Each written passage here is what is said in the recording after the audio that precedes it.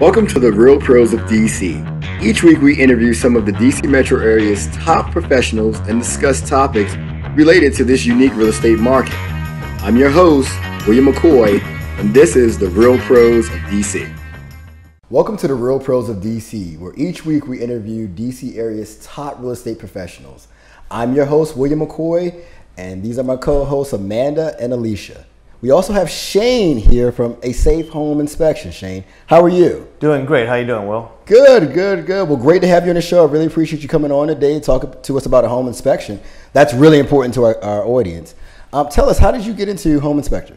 Well, it's actually an interesting story, but to make it a short end of the interesting story, my background is actually engineering and physics. Oh, wow. Okay. And then, so I'm actually kind of unique with home inspections because even though I've been working on houses for about 25 years now, that was always kind of like a side deal. Okay.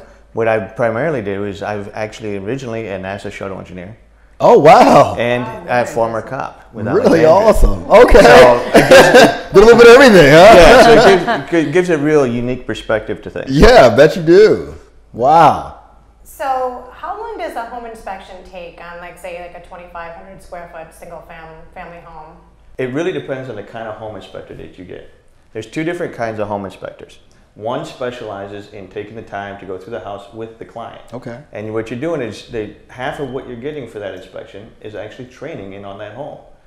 Those will take, on average, about 3 hours for a house 2,500 square foot single family like that. Mm-hmm. The other kind of home inspector will specialize in coming in doing the house quickly without answering questions without having, they just send the report. Okay. So it's the main aspect of that is it depends on what kind of inspector you want. Most people actually prefer to get training on the home at the same time. What are the most important things to look for in a home inspection? Great question. Great question. So really what it boils down to is there's the structure of the house. So there's a lot of little things that on every home you're going to have like a list of, like, they call it like a honey-do list, right? Mm-hmm. And so you're going to have those things. Those all can be fixed really easily. You have a handyman come in, things like this. But the biggest things that you really need to be concerned with, though, are structural things. So you're looking at in crawl spaces, in basements, and in attics. Those three areas are areas that are very important for people to really get in, understand what's going on there, and give a feedback on what's going on with those areas. To put simply, in attics, you can have broken trusses. In other words, the parts that hold the roof together, right? Those can be broken, and you wouldn't even know it because how many people really go up in their attics? They're like, oh, that's scary. Yeah, no. I don't want to go up there. No, that's absolutely necessary. Exactly. It's like, oh, you know, they probably got a bee's nest or something. They're thinking, right? I see leaking from the ceiling, maybe. Yeah. Yeah. So usually it's like, well, when I want to go in the attic, I hire someone to come out and take a look. Right. But it's so the deal is so a lot of times there's things that go missed in that area that people aren't looking at. Most all of those fixes require an engineer. Mm-hmm. That most of them, you can't just go in there and just throw some boards up there. It requires an engineer to sign off on getting those things fixed. In basements, the biggest things are leaks. Mm-hmm. Mm-hmm. This last spring, we had a whole bunch of rain. We were getting calls after calls of people saying, our basements are leaking. Makes perfect sense. Now, funny thing is most basement leaks are pretty easily resolved. It's get water away from the house. So sounds easy enough, right? Yeah, so what the deal is gutter downspouts. Leaves build up in them, right? People don't clean the leaves out, so now it drains down the side of the house, right next to the house. The downspouts themselves, you got to get them away from the house. Every one of them you see, they're draining right next to the house. It's just draining water. Right. The way that the slope of the yard goes to the house, that's all where water just goes to it. So if you just get water away from the house, you're not going to have leaks. It's really that simple. The biggest mistake people make is actually trying to seal the basement from the inside. When you do that, you're not fixing the issue. Okay. It's like putting a Band-Aid on it. Yeah. Basically. Right. Well, you know, people that work on cars, the old joke, right? Well, let's just duct tape it together. Right. That's essentially what you're doing. 100-mile-an-hour tape. It won't fall off for a while. Gotcha. So don't do that. Well, Shane, how does your report, you have an interesting report. I had a chance to take a look at it. Tell us how your report differs from the other inspection reports. Well, there's, in the way that the inspection reporting started off, right? Everybody had these checklist forms and they're just going off like this. And then you're trying to read the inspector's writing. Then they moved into PDFs, right? So Now the funny thing is PDFs now are basically like fax machines. Why are people still using them for something like this, right? Because everything can be web-based. Right. So my reports, for example, will come to you through a web format, so you can see it right in your browser. So when you have pictures, you can click on the picture and make it large. Right. You can see what's really going on. You're going to have the arrows pointing or circles around it to say what's going on. You have certain things you can't tell in a picture. If there's a sound issue, you got a rattling fan. You're going to put a picture and say rattling fan? Right. No, you want to know what they mean. Okay, what do you mean by rattling? Exactly what is it grinding? What kind of sounds is it? So I put a little bit of video in there that gives that sound. Yeah. That's fantastic. So being web-based, you have that. That's awesome. The other thing that really differs on this is I do a color coding. So I've got I like that. red, blue, and green. So you know when you look at the report right away what is the issues and how important it is. So the red, for example, are expensive or life safety. So like an electrical receptor where you plug in all your equipment, right? If you know how to fix that, it's literally $1.50 fix from Home Depot. If you have to hire someone, it gets more expensive. Yes, it is. Right? $150. Yeah. To bring a certified electrician in, for example, right? It's $150 for him to show up, and then $50 for him to fix a $1.50 item, right?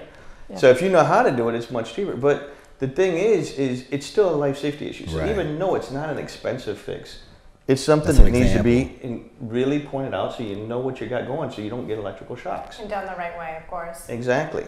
Now you have a roof issue, right? Where it's leaking just slightly around like openings in the roof, like with a chimney or things like this. Right. This is not a life safety thing. You can live in a house with it leaking. You don't want to, but you can. Okay. Right? Yeah. But it's expensive. Right. If you have that going on, it could be that your roof is needing to get replaced. Not just because of that issue, but it could be because the roof is old enough that it's started those leaks, and so now you're finding out that you have an expensive fix. So that's why they're both red.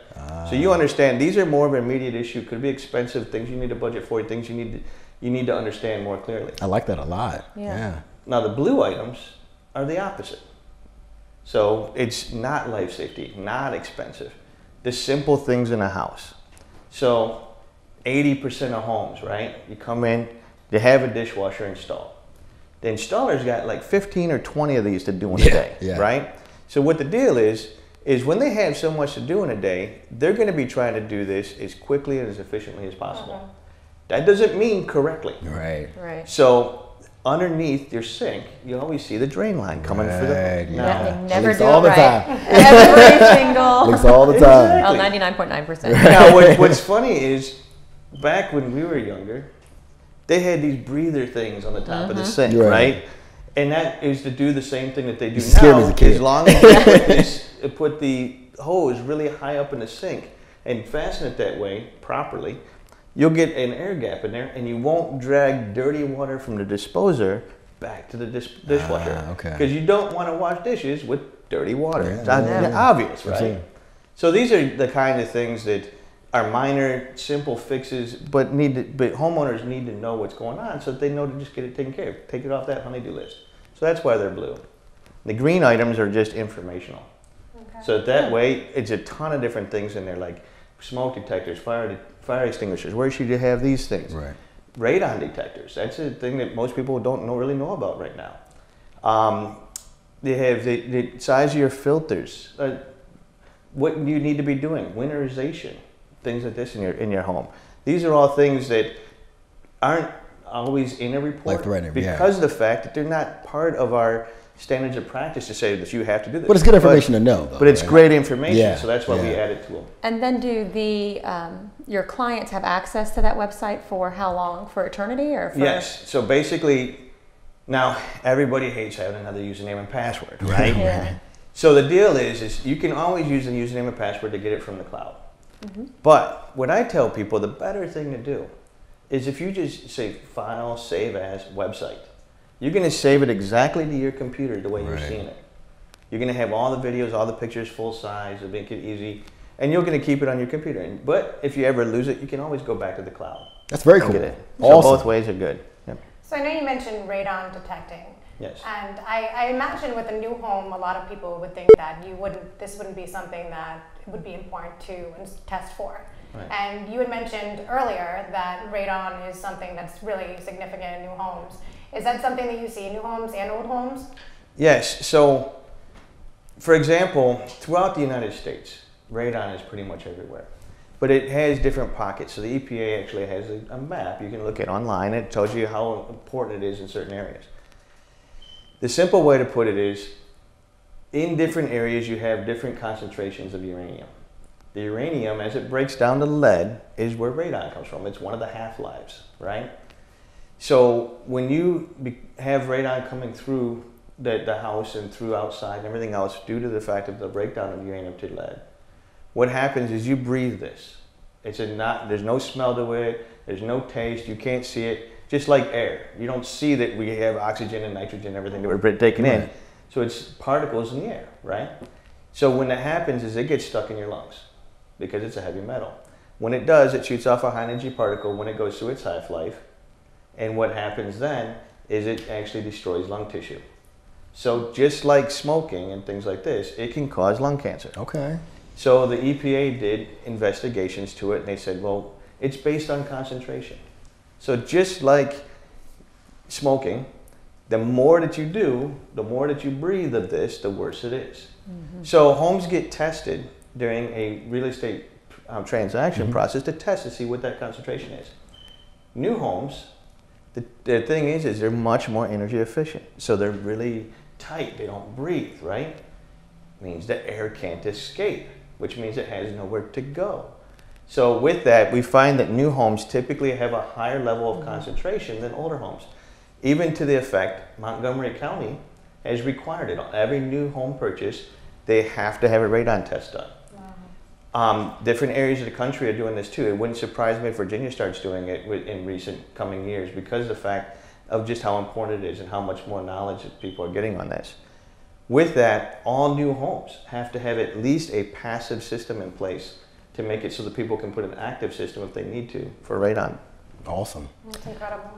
So can you tell our viewers why it's important to get a home inspection on a new home? They frequently say, oh, I don't need it. The county inspectors are going to inspect it. Why would I want to pay for an extra inspection? And in fact, I always recommend they get one when it's before drywall and then after drywall, and then the completed product, because you can see so much more pre-drywall. So if you could elaborate. Definitely. So yes, you're correct. There's 2 inspections. Now, it used to be 3 inspections. There used to be one just as the foundation went in.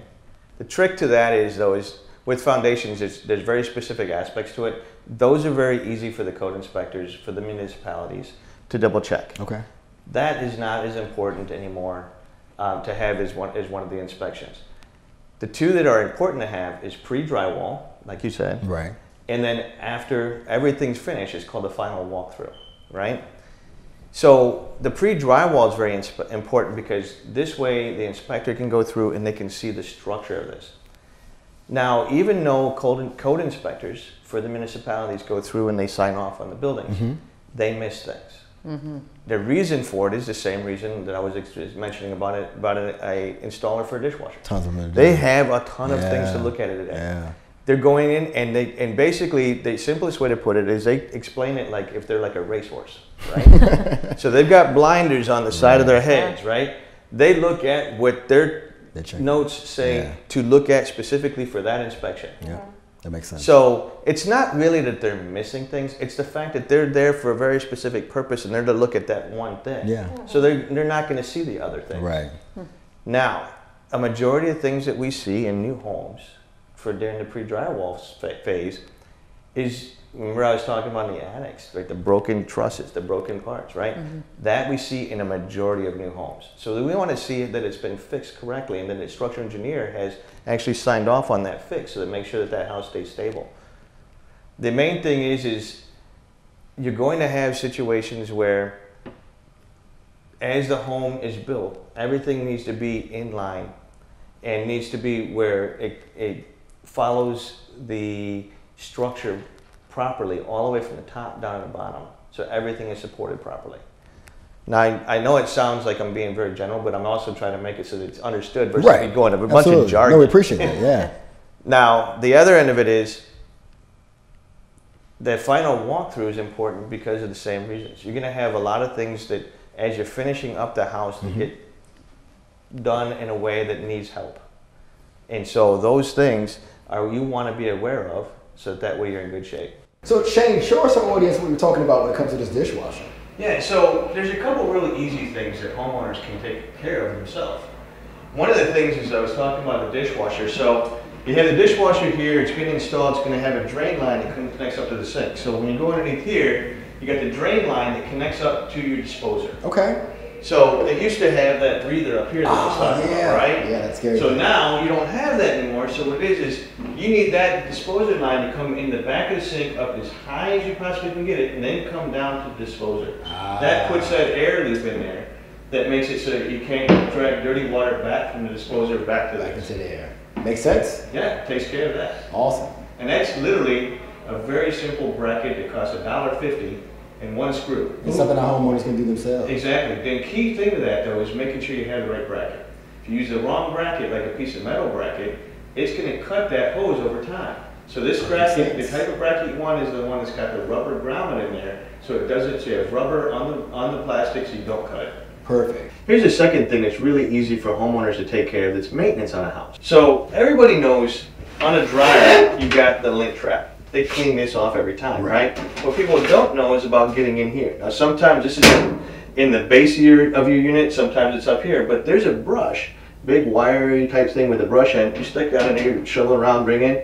You do that periodically, about every 3 months, and this will help get the lint out so you won't have a fire hazard. Awesome. This goes to your lint duct here that goes to the outside. Okay. And that there also is important, so it needs to be a straight shot as much as possible. Don't have downward loops going back up to it, because what happens anywhere where you can trap lint is a fire hazard. Gotcha. Keeping the lint out of the house is great.